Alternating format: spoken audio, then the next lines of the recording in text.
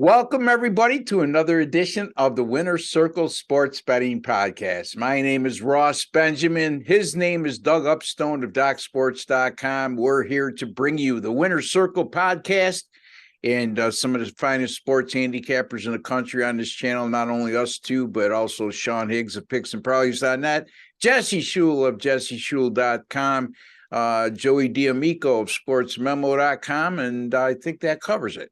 In any event, I hope I covered everybody. That's it.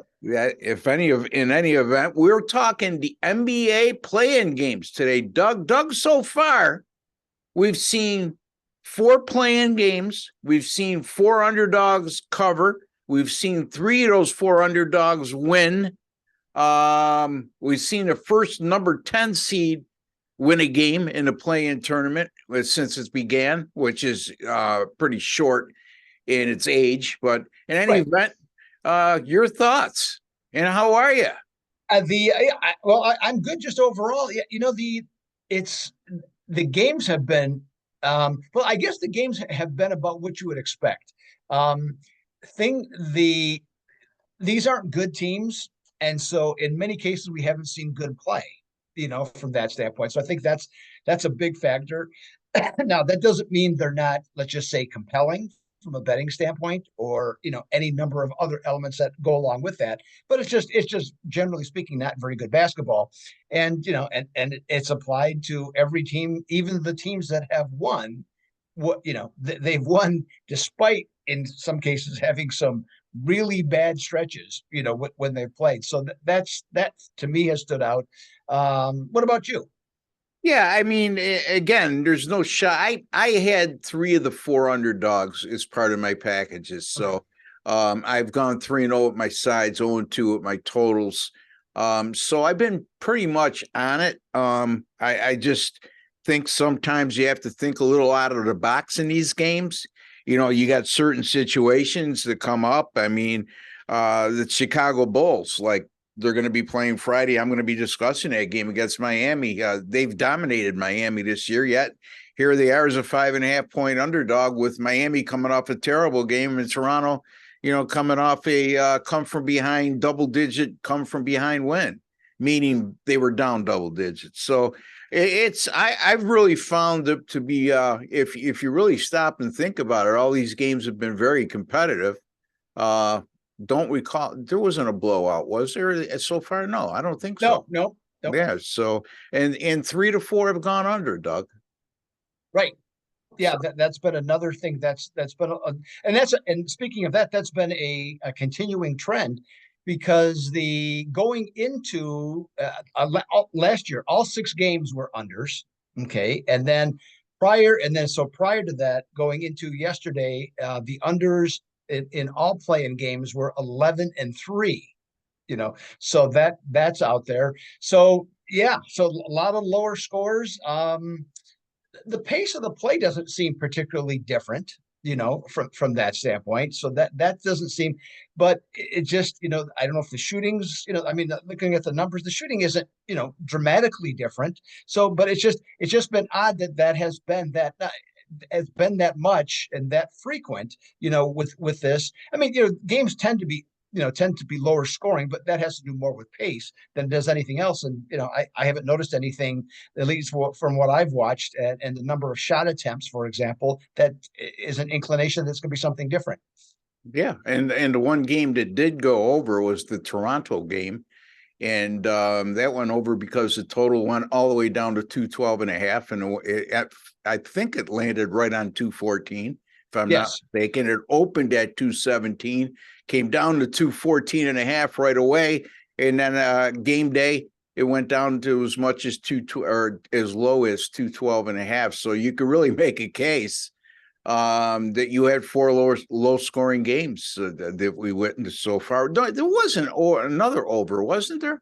Yeah. Well, actually, I thought when you said that, I thought last night's game with I don't recall what the total was, but the Oklahoma City, New Orleans. Yes, that game went over. So 2-2 to the over. I take that back. We had 2 unders the first night, 2 overs the second night, and the underdogs 4-0 against the spread and 3-1 straight up. We're going to be discussing two more games on Friday. Again, I'll be covering the Miami and Chicago game, while Doug will be covering the Oklahoma City, Minnesota game. Doug, you had some other topic material that you wanted? No, I mean it was pretty much relatable to what we just discussed, in terms of the trend towards the unders, as that went along. So that was primarily it. The if I What do you think with this Rudy Gobert thing? What type of impact do you think that might have in their game against Oklahoma City? Yeah, Rudy Gobert is certainly going to make a big difference. I mean, we saw it down the stretch. Look, Minnesota had the Lakers on the ropes. They were up 10 in the fourth quarter, if I'm not mistaken. The Lakers come back, send the game to overtime, end up winning. LeBron with a monster performance. What else is new at playoff time? But I think, like I said, maybe when you look at Gobert's numbers, on the surface, they're good, but they don't wow you. But the impact he has, not only in blocking shots, which he doesn't do too much of these days. I mean, he's averaging just a little over a block a game. And I say just a block a game because he was in the 2 and 3 block a game category in his early days.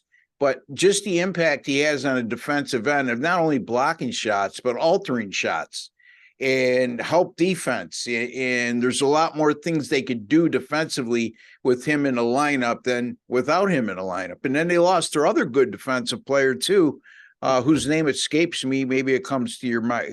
You have the name, but the guy who punched, that broke his hand, yeah, that punched the locker yeah, or whatever yeah. he hit. Yes, Davis.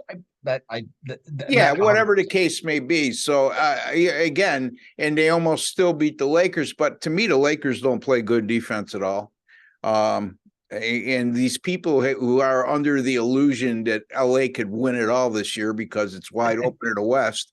Look, it is wide open in the West. It's wide open in the whole NBA. I mean, I guess more wide open in the West because the quality of teams extend beyond like Boston and Milwaukee and Philadelphia in the East. So we'll see, Doug. I mean, any other thoughts before we get into our games? No, I mean that primarily covers it for me. The one thing that, and this is going to be a let's see here. This is the part of live, doing something live. Because I screwed up, so I'm gonna do this the best as I can.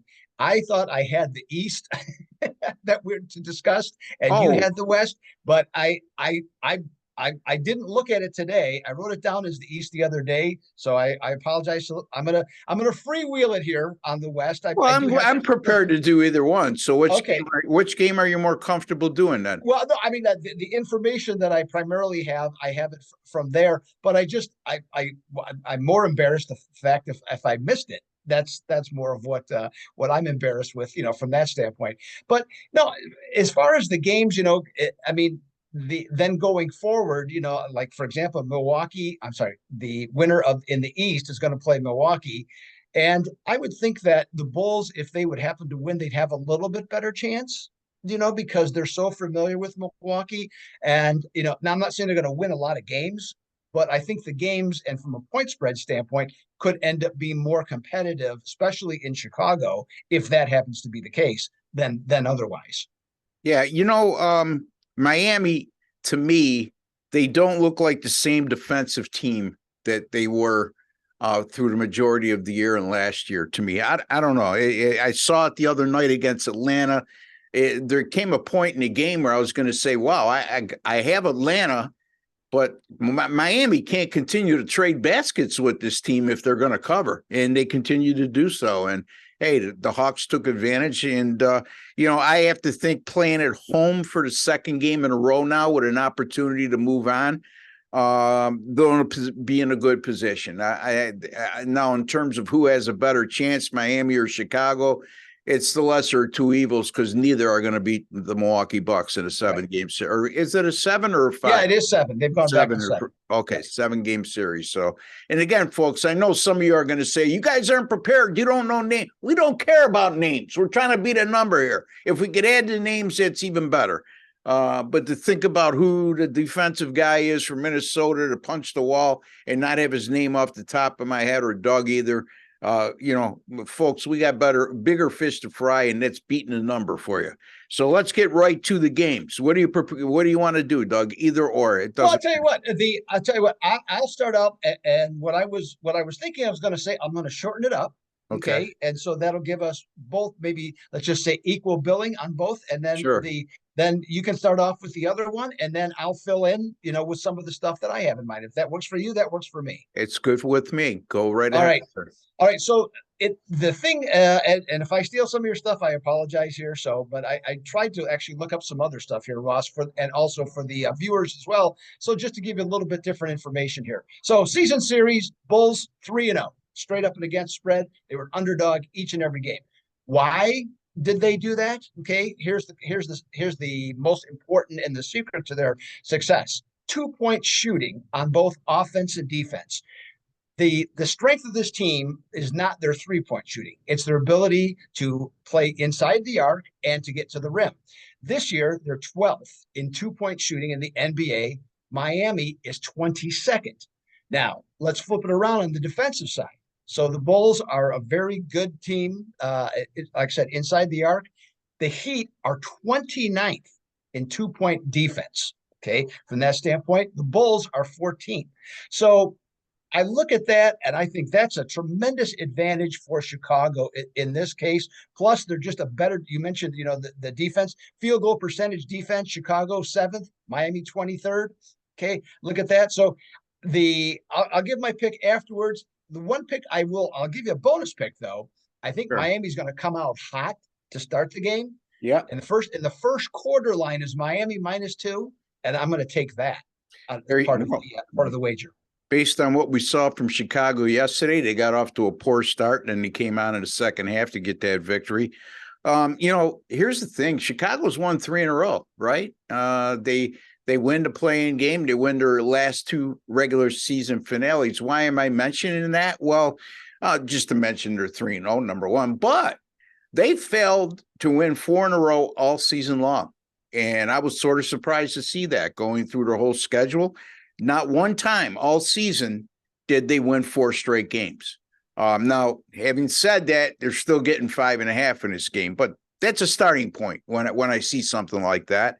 And if you look at the fact that they've won 3 straight 6 times, including the current 3-game win streak, in the prior 5 times immediately after a 3-game win streak, the Chicago Bulls have gone, where I have it here somewhere, 0-4 or 0-5 straight up and 1-4 against the spread following a 3-game win streak. So they haven't done very well in this situation.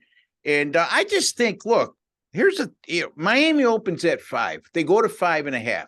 Okay, what might have predicated that line move? Well, it's not the general public, because the public, without no disrespect to those of you out there watching, you're not that sharp yet to move a line.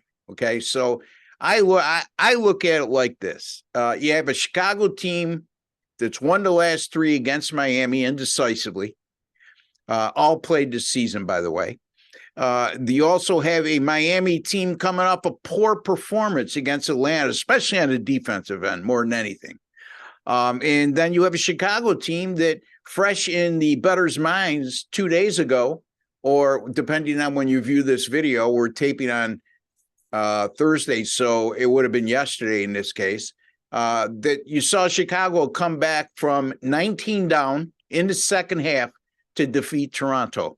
The books seem undeterred by all of that. The Chicago dominance over Miami, the Chicago 3 in a row and not looking beyond that. And also the fact that, it's fresh in the bettor's mind. They saw one team play great and another team play poor. And the team that played great is an underdog. And we've had 4 underdogs in 4 games cover and win 3-4.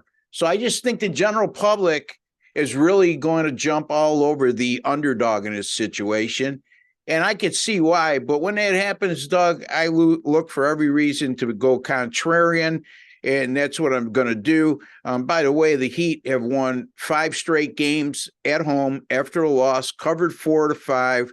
including 3-0 straight up in ATS if they were a favorite of 8 or less, which they are, and they won those games by a double-digit margin. So I really like Miami here in this spot, minus the 5.5 over Chicago, Doug. Yeah, well, like the other day, and by the way, you got it right against me on I said the Lakers, you said the Timberwolves, and you nailed that one. And this one we're gonna go opposite again. I don't like Miami, to tell you the truth. That's more than as much as I think. I mean, do I think the Bulls were super lucky to actually end up not only covering but win the game? Yeah, because primarily Toronto 18 for 36 from the free throw line. Yeah. Unfreaking believable. Okay, Yeah. at a professional DeMar team at home. DeRozan's little girl played better defense than some of these teams have played so far. And so from that standpoint, and the other thing, two other things that I look at Miami. Your points are well taken, but I look at the second half of the season. They were 10-21 in their last 31 games. Okay, against the spread, and the Bulls this year 14-5 against the spread, coming off an upset win as an underdog. I do believe Miami wins it. Okay, wins the game, but I think it's going to come down to a 2-point game either way. Russ, I'm going to go with Chicago on this one. Okay, so a healthy disagreement, and we had a little disagreement on Monday when we did the show for the Tuesday play-in games. But look, our official picks that we were assigned to, we went 2-0. As I had Minnesota plus the points, and Doug had Atlanta plus the points. So again, I like Miami in this game. Doug likes Chicago. I know that doesn't do Chicago. I know that doesn't do the viewers out there a lot of good when we disagree, because they respect both of us for the most part. There are exceptions to the rule. And the bottom line is folks, all we can do is give you the proper information here, and you go with whatever you heard and whatever your gut says at that point. So let's look at Oklahoma City and Minnesota. And right now, Minnesota is a 5-point home favorite, and it's 227.5. Doug, Minnesota, at the end of the day, they had the Lakers on the ropes and they let them off the hook. They easily covered as they went up to, I think, a 9.5-point underdog, which I couldn't understand. But in any event, they haven't not been a good home favorite all year, Doug. As a matter of fact, 8-17 against the spread this year as a home favorite, and only 12-13 straight up in those games. And that includes 1-6 against the spread and 2-5 straight up in their last 7 as a home favorite. On the other side of the coin, Oklahoma City's been not only a great road underdog this year, but dating back to last year, we're talking 48-25 against the spread since the beginning of the last season is the Oklahoma City Thunder as a road underdog, and that includes 21-11 against the spread this year. So you got one team that's coming off a disheartening loss that was taken to overtime, to let a game slip away, and then another team that's elated to be here. I mean, Oklahoma City with a gutsy win at New Orleans. Nothing to shake a stick at beating New Orleans, because they're not an easy out. Maybe they weren't as good as early in the year, but hey, the Thunder got some confidence too in that game. So, I mean, I'm going to have a small lean at this point. I got to go with the road underdog that's been successful in that role against the home favorite who hasn't been successful in that particular role. I'm going to take Oklahoma City plus the points in this game over Minnesota. Well, Ross, in this case, we are for sure going to 100% agree on this one. So we're good to go here. Minnesota, again, not that Oklahoma City is good defensively, but Minnesota is no better. And one thing I'd like to bring up, and that you mentioned earlier, and you mentioned on Monday, is like Gobert's lack of block shots. And I think there's a real reason besides him just getting older. And I think it has to do with how the game has changed. And because everybody now has more spread out offenses, they try and keep the lane clean. And so that allows more driving opportunities, whether it be from any point, including coming from the sides, to put the ball up towards the rim. So that takes away some of his effectiveness defensively. Like you said, he can still alter shots, but the point of them getting him, they wanted a guy that could be a shot blocker, and they're not. It's not. I don't think it's necessarily his fault that's not happening, but it definitely is true. Okay, from that standpoint. Now, I love that Oklahoma City offense. I like the variety that they have. They can shoot it from deep. They can shoot it from close. They like to run. They like to go. So that's another big factor. And there's two other points here that these teams, Ross, despite the fact that they're division rivals, okay, they played 4 games from the start of the season until December 16th. So they have not seen each other since December 16th, which is crazy to me how the schedule could work that way, but it did. So I'm not going to say they're unfamiliar, but both rosters are definitely different than what they were back in December. So that's one caveat. But then the other thing that I just could not give up when I saw this, I thought, you know what, this is the clincher for me. In the last 13 games, these teams have played against each other. The visiting team is 11-1-1 against the spread and 10-3 straight up. Ross, I'm with you. I think Oklahoma City not only covers the spread, I think they win the game outright. Yeah, and the winner of this game will take on the Denver Nuggets. And Denver's had a great year. They got Jokic. They got a great team. But in this particular instance, I do think the winner of this game is capable of winning a couple games in that series against the top seed, if not pulling off a shocker, as opposed to the East, where I don't think Chicago and Miami have a chance in hell to beat Milwaukee. But we'll see. I mean, it makes for some intrigue here, and I think this is a game that could go right down to the wire, Doug. And we, like you said, it wouldn't shock us at all if Oklahoma City wins this game outright, but we'll certainly take the points anytime they want to afford it to us. And you shouldn't get as greedy as well, folks. You should always take the points and not just make a straight up bet and predict an upset and put a flower on your head if it happens, because more times than not, you're going to get burned on that over the long haul. So again, I like Oklahoma City plus the 5 at Minnesota. Doug likes Oklahoma City plus the 5 over Minnesota. In the Chicago and Miami game, we're on opposite sides. I like Miami. I'm going to lay the 5.5 against the Bulls. And Doug likes the Chicago Bulls plus the 5.5 over Miami. So there you go, folks. Those are our picks. And anything else you want to add, Doug, before we go into our promos and finish? Yeah, I just want to follow up on your point about with Denver, whoever wins to play Denver, is that I agree with you on that one. And the biggest reason is that Denver has been like on automatic pilot for over a month, and their record reflects that.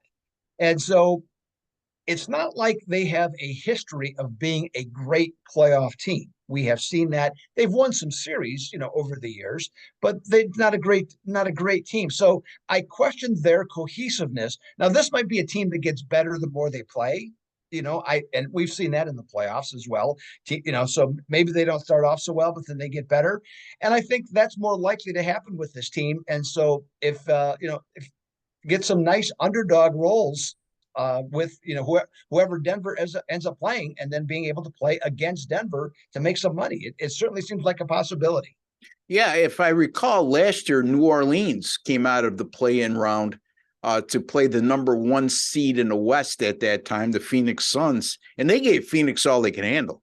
That was a 2-2 series, and ended up Phoenix ends up winning the series 4-2, but it wasn't with the relative ease we normally see a number 1 seed dispose of a number 8 seed. So yeah, something to keep in mind going forward there. And I could see a similar type scenario happening here, but let's start with this game. Oklahoma City needs to cover the game for us. And it's a matter of your personal preference. Doug, I like Miami minus the 5, and Doug likes Chicago plus the 5.5. And Doug, tell the folks again at DocSports.com what you may have coming up this weekend and any hot streaks you would like to run by the folks. Sure. Another big full weekend of action. And of course the NBA, the official part, I guess, of the NBA tournament starts this weekend. So we got 4 games on Saturday and 4 games on Sunday. I'm on a 29-17 run, just on all the games combined, or all sports more recently. That's 63%. So been doing well there. We got baseball, of course, so that'll be available to us. But I've been bouncing around a little bit. Had a tough day yesterday, a couple of extra inning losses, but you know what? Coming back from those, got to play actually, excuse me, Thursday night on a game, and also have a prop bet. I also have, so those are both available right now at the Dugout Zone page. If you see this before the Thursday evening games start, and then no hockey, but Ross, I know your favorite XFL and now USFL. We got 8 football games this weekend, Ross. Come on, man, let's go. I can't wait. I can't wait. I'm going to DVR those and stay up into the wee hours studying tape. And so that's also available, and I will have a best bet in each sport, okay, or each league coming up this weekend as well. So yeah, looking forward to a lot of good stuff, Ross. There you go. Doug's got a cavalcade of plays lined up for you this weekend. XFL, no NHL until the playoffs for him and me. And also, of course, Major League Baseball, NBA playoffs. So, my Major League Baseball got off to a decent start, and I've lost a few in a row now, which was highlighted by 3 games that were disastrous over the weekend. 2 extra inning losses. I blew a 6-0 lead in one game. I blew a 5-1 lead in the 8th inning in another game, and I blew a 3-1 lead in the 9th inning in another game. 2 of those 3 went to extra innings, lost those. You know what I mean? So it's been one of those days. Yesterday I was way off on my Major League Baseball, but I'm going to pick it up, and it's a matter of time before those games start swinging my way, and I get dialed in, because the more data I get, like Doug and any good handicapper, the more data we could accumulate in season, the better handicappers we become as the season progresses. Anyway, it sounds good in theory. And in any event, I will also have the NBA for you. I've released every game so far. I mean, 3-0 at my sides, unfortunately 0-2 at my totals, but I got 2 sides going tonight in the NBA, or tomorrow in the NBA play-in games, and you have them already. So if you're privy to these videos and you're a member here and you're subscriber here, you got both of my pay selections, and I just saved you money. So those of you complaining, you guys never give out your free pay picks as a free pick.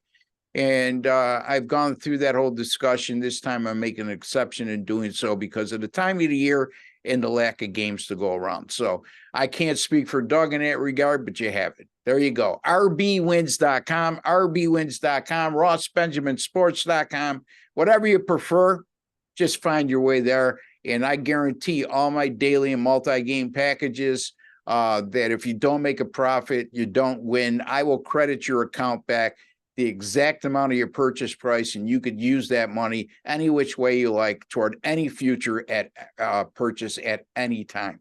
All right, Doug, don't forget, DocSports.com. If you have not subscribed, folks, please take a second to do so. Cost you absolutely nothing, no strings attached. Hover over that OSGA icon in the bottom right corner of your video. A subscribe button will come up. Hit subscribe, then hit your notification bell, and you'll be alerted right away upon all of our Winner's Circle sports betting podcasts going up on this channel. And we broadcast Monday through Friday. So you get a lot of material, a lot of free picks, and there's a lot of lessons to be learned from some of the guys who are the best in the world at what they do and also been doing it for a long time. So it's not always about winning, folks. That at the end of the day, you have to do more of that than losing. But we hope to make you a smarter sports bettor today than you were yesterday. Till the next time, for Doug Upstone and Ross Benjamin, good luck and God bless, folks.